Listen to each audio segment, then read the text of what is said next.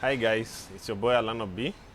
Back to my segment. This is the segment where I shoot without editing anything with my phone and just talk about the real life events.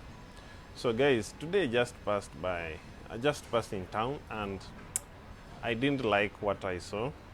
Man, the economy is really suffering. Imagine I've been in town and no restaurant or bar is operating, and you can imagine if these restaurants and bar are offering employment to youths. Let's say a restaurant has 20 to 30 employees and all of them haven't gone to work today, and let's assume we have 50 to 100 restaurants in town. So if you take the number 30 times 100, those are 3,000 people who haven't reported to work today. And that's the restaurant segment. Come to spa and parlor, those guys are not into operation too, because corona, you have to keep distance and avoid body contact. So you can't let's say attend to somebody. If you see manicure, pedicure, you have to handle people's hands and feet, and the government or the World Health Organization has always advised us to keep a distance from people. So you see the impact this virus has caused to our to our economy and the world. We are going, this one will make people even go into depression. People are angry. Despite being hungry, they are also angry because they are not working, no jobs. I don't want to imagine if now everything is locked down.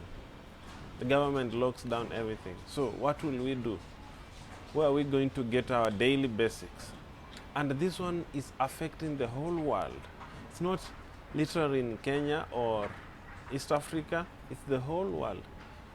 And my deepest concern is Africans, we haven't felt the real impact of this coronavirus compared to Italy, Spain, China. Italy is really going through a lot. If the other day they had 693 people who had died. Then that's on Saturday they had 791. Sunday they had 600 plus. Today the figures are yet to be out, but this thing has really affected their minds, their economy, everything.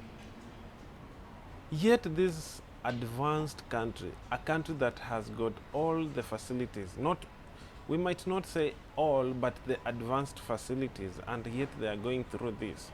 What about Africa? We ain't sure even the people who we have tested.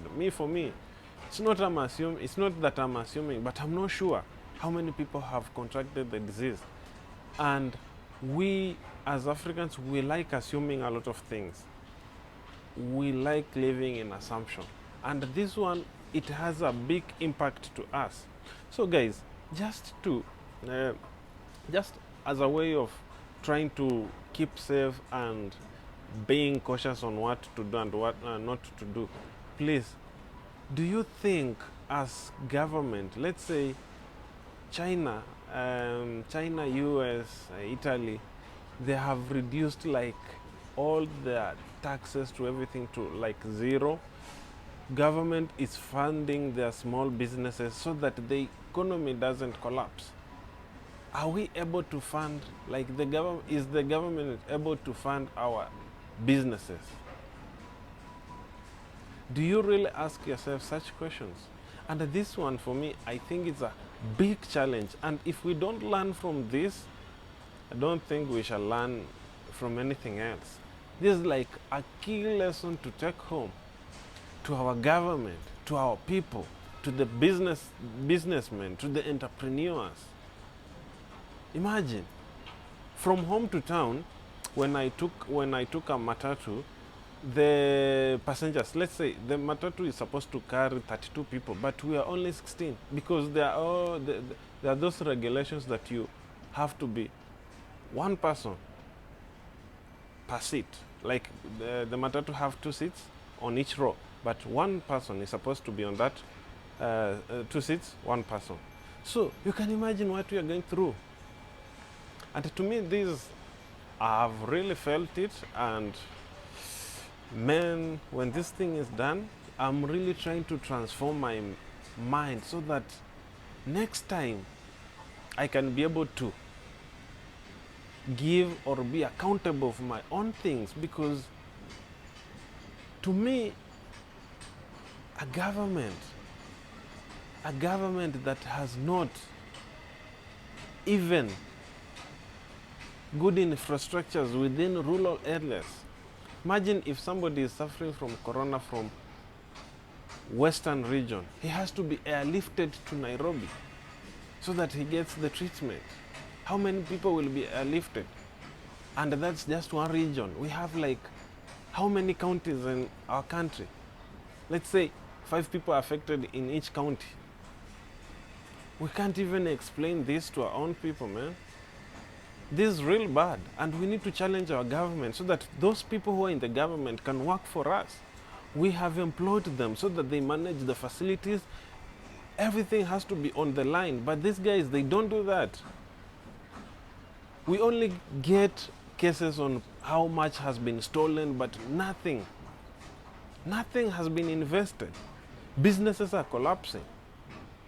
If you can't feel this, man, for me, I have felt it. Traveling has been restricted.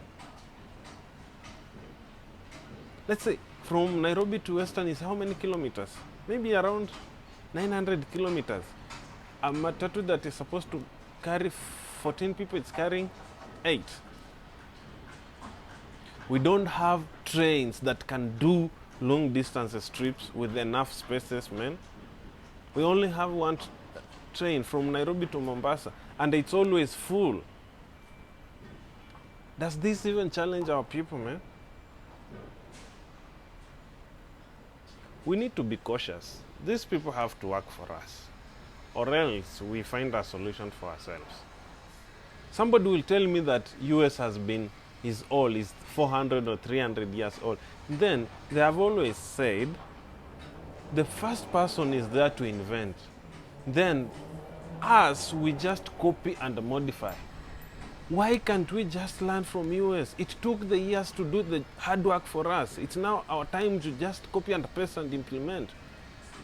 If it's facilities, we need to have them. We need to have qualified doctors. If Corona hasn't given us a lesson, then maybe we wait for the return of our Messiah so that we can see the impact. But at the moment, man, we need to work hard. We need to change our mentality. And guys, for entrepreneurs and business people, before you let your people go, think. Because if your business, they have always said that have a long-term vision with your business. 5 to 10 years, how your business will survive. Thank you guys. It's your boy AllanoB, the billionaire.